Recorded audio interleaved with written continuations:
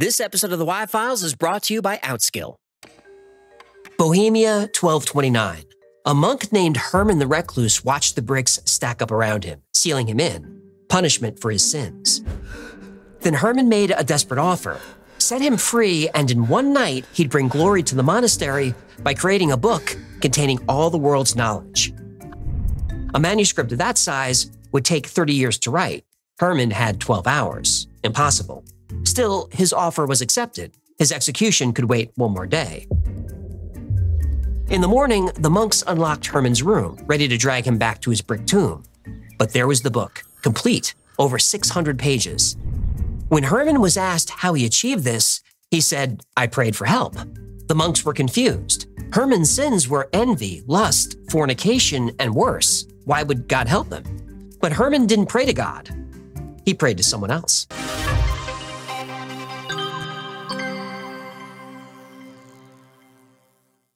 Computer and turns them into sound. Shall we play a game?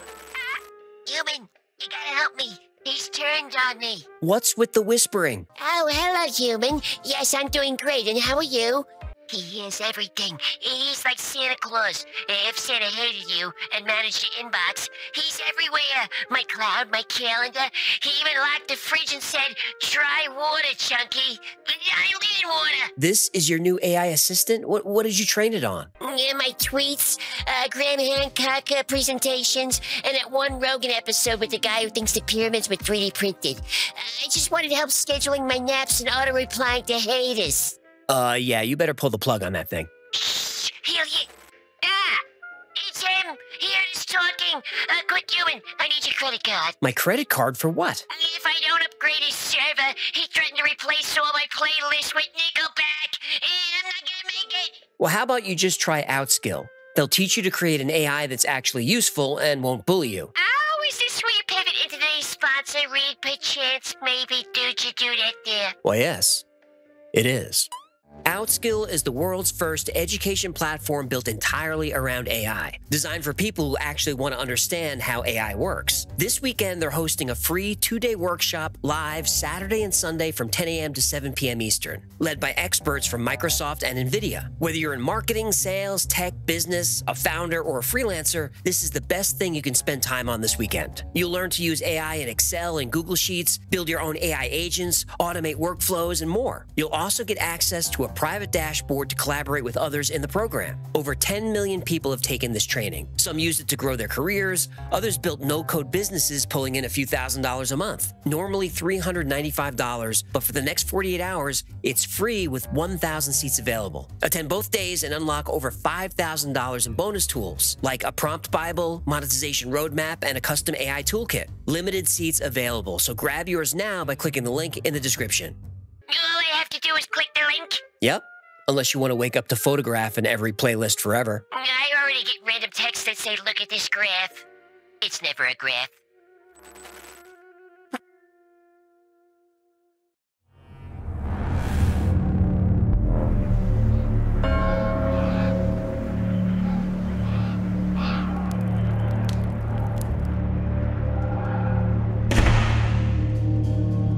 Herman heard the bolt slide into place and footsteps disappear down the hallway.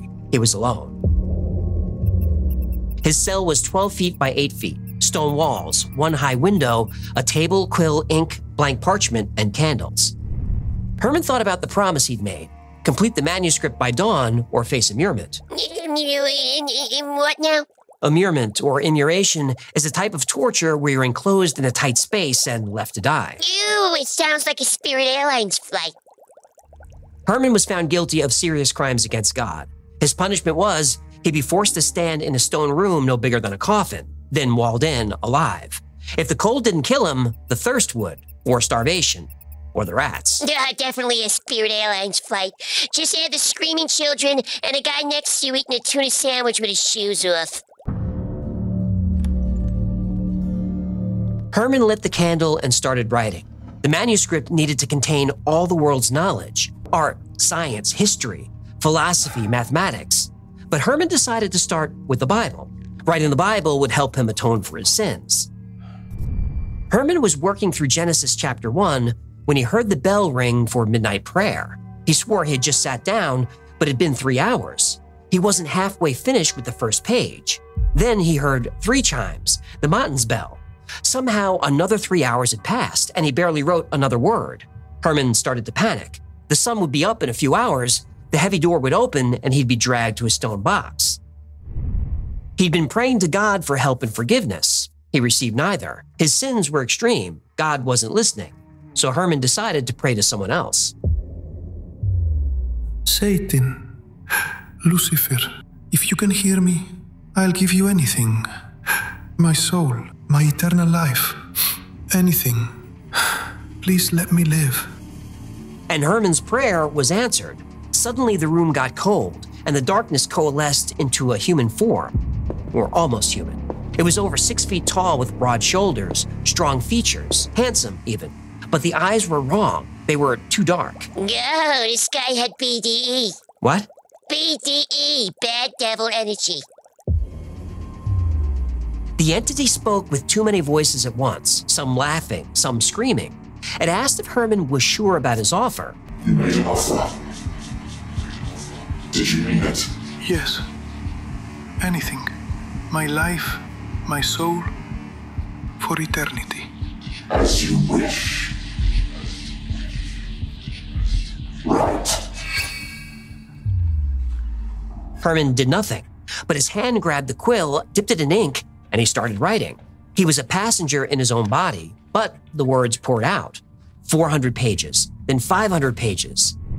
Then on page 577, Herman didn't write words. He drew a full-page illustration of the manuscript's true author, the first self-portrait in history of the devil himself. Worst centerfold ever.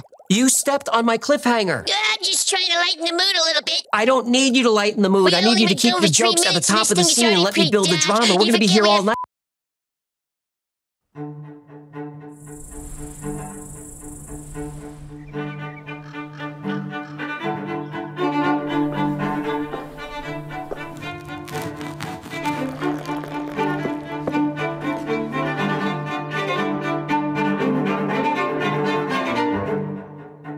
At dawn, the monks found Herman collapsed over stacks of parchment. They expected to find him dead or insane. Instead, they found the manuscript, 620 pages.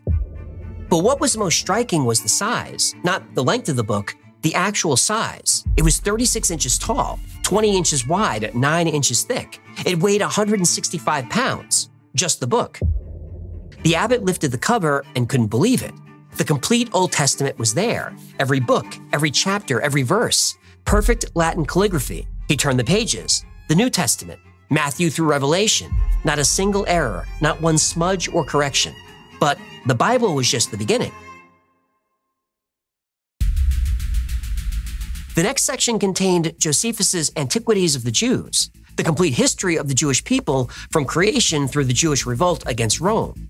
40 years of historical documentation, transcribed perfectly. Then the siege of Jerusalem, the destruction of the Second Temple, the fall of Masada. The monks kept turning pages. Isidore of Seville's Etymologies was next. 20 volumes of knowledge, grammar, rhetoric, mathematics, medicine, agriculture, architecture, and warfare. Everything scholars knew about the natural world. Then the Chronicle of Bohemia, the complete history of their own land, kings and battles, and politics going back 400 years. Herman had documented their entire civilization. Next were 2 medical texts, techniques for identifying diseases, treatments, herbal remedies. Then a text on anatomy and physiology, how the body worked, why it failed, and how to heal it. Then the pages turned dark. A whole chapter with magic formulas, incantations in Latin, some in languages the monks didn't recognize, symbols that predated Christianity, geometric patterns that seemed to move in candlelight. There were protection spells, ways to trap evil spirits in physical objects. There were even instructions for identifying demonic possession. 7 signs, 14 symptoms. The possessed would speak in tongues, display superhuman strength, and know secrets they couldn't possibly know. They react violently to holy water and blessed salt or sacred relics. Herman had created an operational manual for spiritual warfare. As the monks turned the pages, they became more and more concerned. Then page 577. A full-page portrait of Satan. green face, red horns, two forked tongues, clawed hands reaching outward, trapped between two towers. Opposite Satan, the heavenly city, fortified walls and golden spires, the eternal battle between good and evil. The manuscript continued.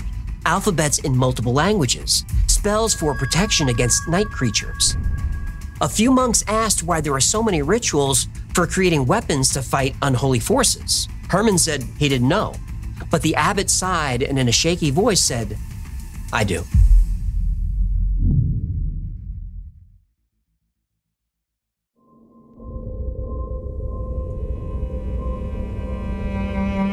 Hauska Castle sits on a limestone cliff in the forests of Bohemia, a few miles north of the monastery. The castle had always been strange. First, its location doesn't make sense. It has no strategic value. It's not near any trade routes. It's not near a water source. Then there's the building's design. It didn't have a kitchen, no sleeping quarters. But the most concerning design elements were the fortifications. They faced the wrong way. They didn't face out. They faced toward the courtyard. The castle wasn't built to keep enemies out. It was built to keep something in. Before the castle existed, the locals spoke of a crack in the limestone that exposed a bottomless pit. They called it the hole to hell. They threw rocks in and never heard them land. They lowered in rope, and no matter how long, it never touched the bottom. Strange sounds came from the hole. Whispers, screams, words and languages nobody recognized. Local tribes said the hole was torn open thousands of years ago, and something ancient and evil lived deep in the earth. Yeah, was it a magic seal fetus? No. A crab cat? No. A magic seal fetus? Demons. Yeah, that makes more sense. In Herman's time, the situation was desperate. Entire villages were terrorized. Farmers found their livestock drained of blood. Animals were twisted in unnatural shapes. Travelers who went too deep in the forest were found days later in pieces, if they were found at all. The local clergy was overwhelmed. Whatever was down there, the church couldn't stop it. No army could stop it. This was spiritual warfare. But the priests knew they needed something more powerful than prayers and holy water.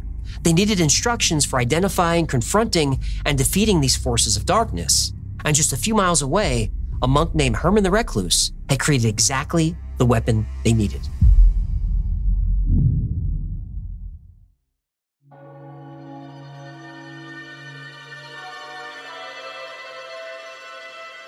Herman's Codex had turned the tide of the war.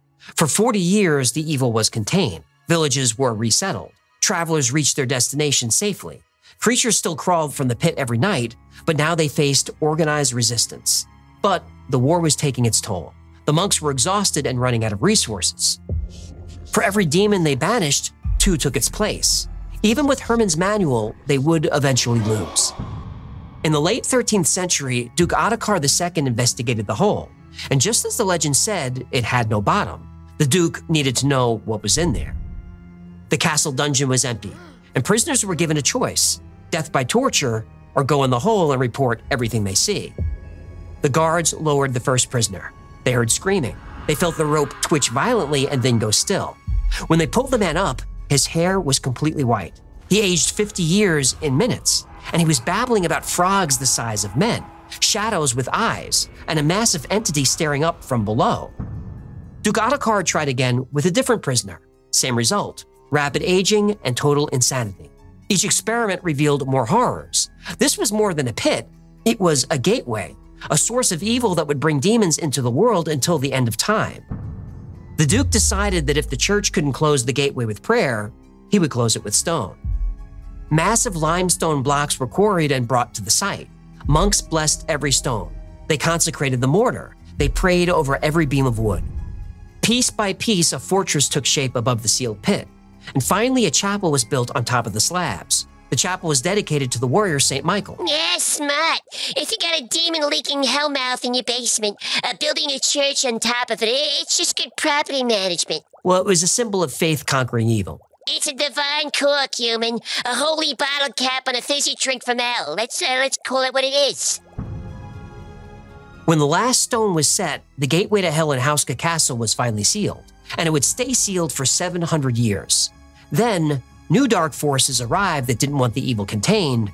They wanted to channel it for their own purposes. That was 1940. when the Nazis took Hauska Castle and started digging.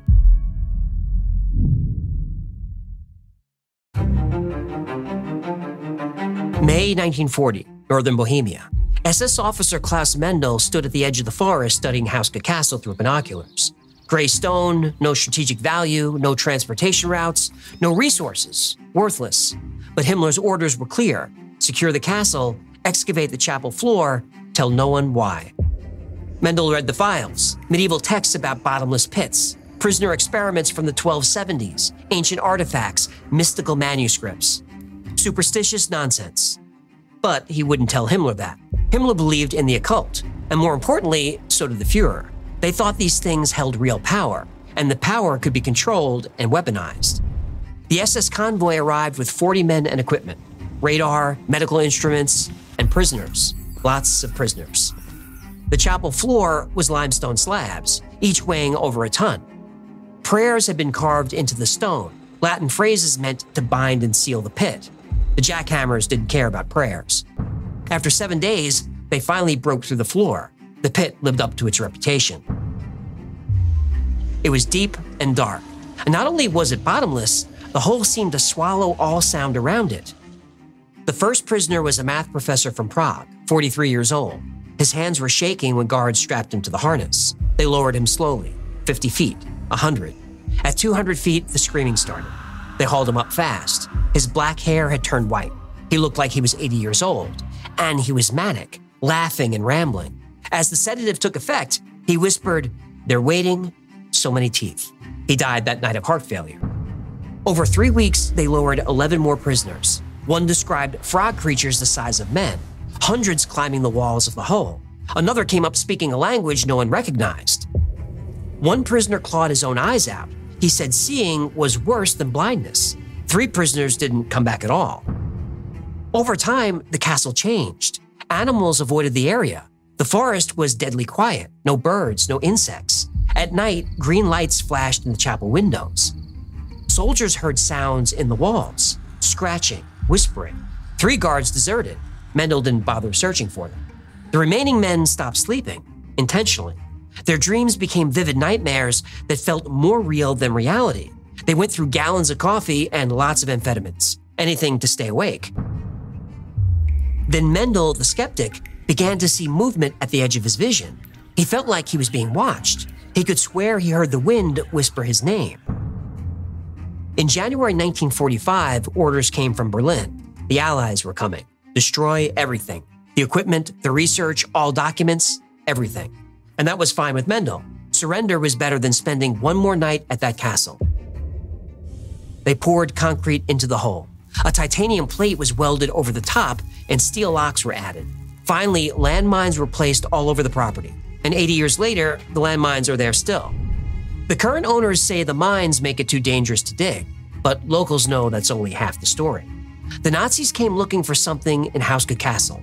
Nobody knows for sure what they found, but they made it so, whatever it was, nobody would ever find it again.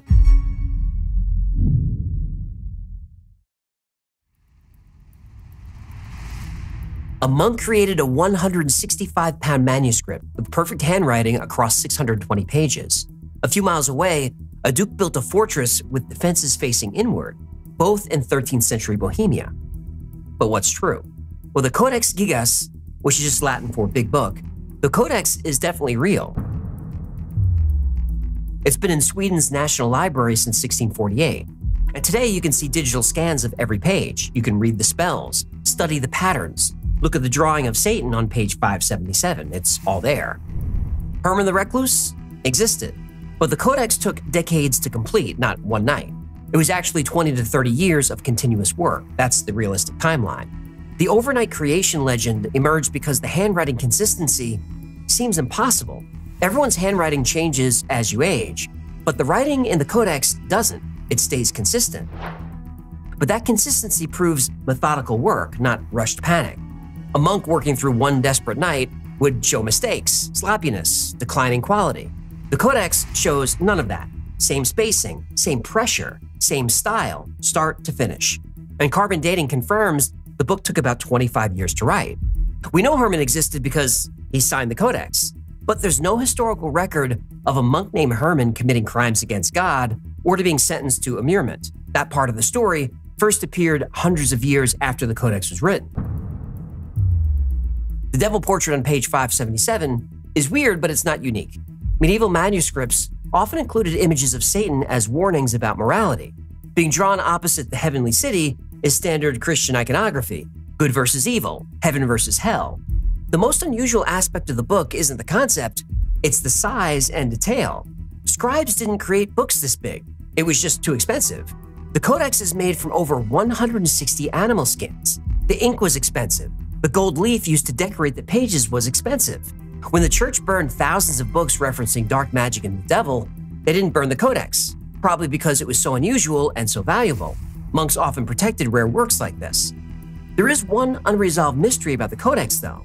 Right after the section on exorcism, 10 pages were carefully cut out, and nobody knows what was on those pages. But legend says they contain instructions for summoning demons, or the devil himself. As for Hauska Castle, the pit is really there. Limestone caves are common in Bohemia, so it's probably just a sinkhole or a deep cavern, and probably isn't bottomless. But we don't know for sure. Nobody's seen it in hundreds of years, and if you find pictures online, they're fake.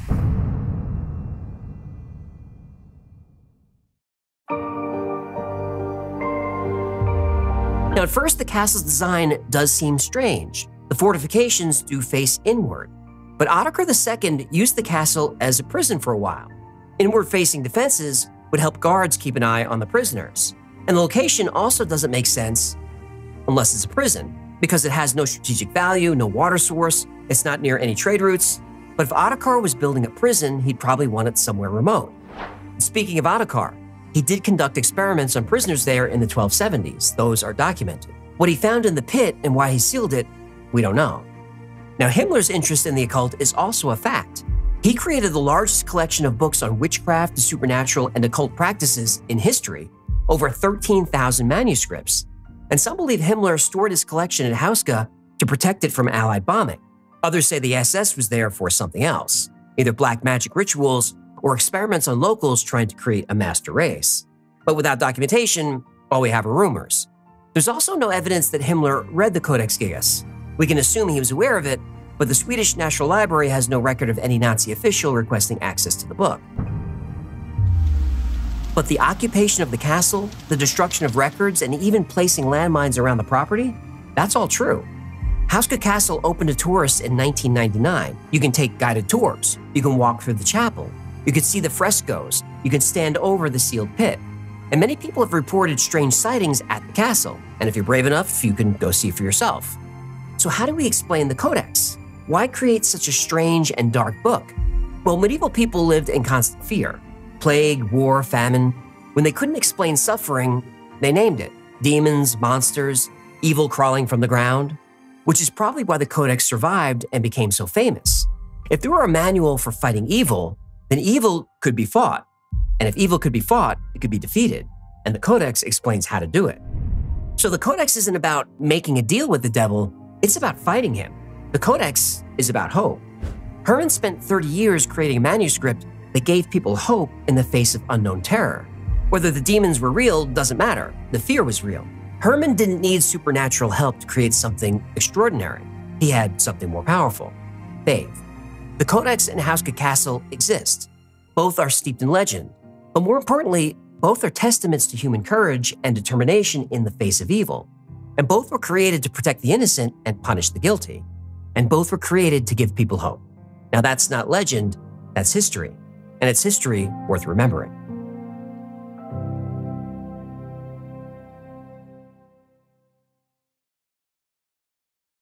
Thank you so much for hanging out today. My name is AJ. Here's Hecklefish. P.H.S. Domine. Out. Dona es Requiem. Out. This has been the Y-Files. Get fun or learn something. I'd really appreciate it if you like, subscribe, share, comment. I think that stuff really helps. Like most topics we cover on the channel, today's was recommended by you, by lots of you. So if there's a story you'd like to see or see a deep dive on, go to theyfiles.com/tips, send us an email, jump on Discord, send us a message. However you want to reach out, we're always looking for new ideas. Remember, the Y-Files is also a podcast. Twice a week, I post deep dives into the stories we cover on the channel, and I also post episodes that wouldn't be allowed on the channel, and you'll see those marked unredacted.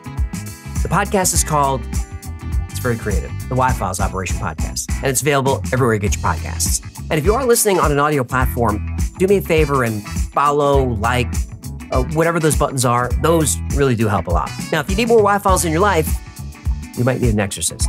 No, you can check out our Discord.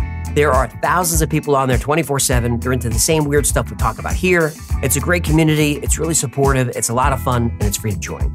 And speaking of 24/7, make sure you check out our 24/7 stream on the Y-Files Backstage link down below. Over there, we run episodes back-to-back with some fun content in between that we couldn't really run over here. Actually, the live chat is more entertaining than the videos. Special thanks to our patrons who made this channel possible and made every episode happen. I could not run the Y-Files without our Patreon members. Could not do any of this without you. And if you'd like to support the channel, keep us going, and join this amazing community, become a member on Patreon. For as little as $3 a month, you get access to perks like videos early with no commercials, exclusive merch only available to members, plus 2 private live streams every week just for you. And those are a lot of fun. The whole Y-Files team is on the stream, so you get to meet Gino, Victoria, Hybrid, Mary Jane, AC's there sometimes, everybody. And I'm there as well. And also, you can turn on your webcam, jump up on stage, ask a question, tell a joke, recommend a topic. If you want to learn more, what I learned during research, whatever. You can ask whatever you want. I think it's the best perk there is, and it's a great way to get to know us as people. Another great way to support the channel is grab something from the Y-Files store. Grab a heck of a t-shirt, one of these festival coffee mugs you can stick your demon claw into, or your forked tongue, whatever you want to stick in there. I'm not here to judge you. Grab a heck of a t-shirt, get something with my face on it, get one of these squeezy, adorable, look at how cute he is, I can't even stand it. Get one of these heck of a talking doll toys. But if you're going to buy merch, make sure you become a member on YouTube. YouTube members get 10% off everything in the Y-Files store forever. So it's only $3 a month. So if you're going to spend $40 on t-shirts or fistable coffee mugs, become a member on YouTube, use the code, it pays for itself. And look, if you just want to cancel after you buy merch, that's totally fine. The membership is there to save you money, not make me money. In fact, all the money from the YouTube membership goes to the team, not to me. Yeah, keep that secret under your horns, huh? Those are the plugs. I cut them down a little bit. Felt a little better. We have new ones coming though, I promise. Anyway, that's gonna do it. Until next time, be safe, be kind, and know that you are appreciated.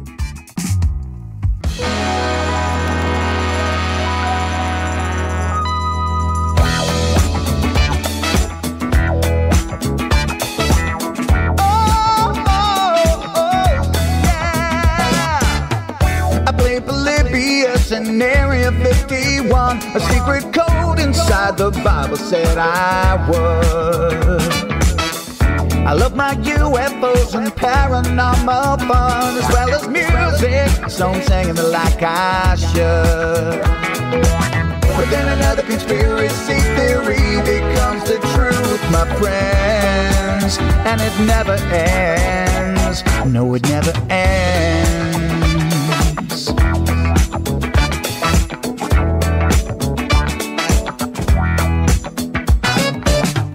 I feel the crap got stuck inside Mel's hole with MK Ultra, being only too aware. Did Stanley Kubrick fake the moon landing alone on a film set, or were the shadow people there? The Roswell aliens just fought the smiling man, I'm told, and his name was Cold. And I can't believe I'm dancing with the fishes. Headroom-fish on Thursday nights with AJ2, and the Wi-Fi's happening all through the night. All I ever wanted was to just hear the truth, so the Wi-Fi's on repeat all through the night.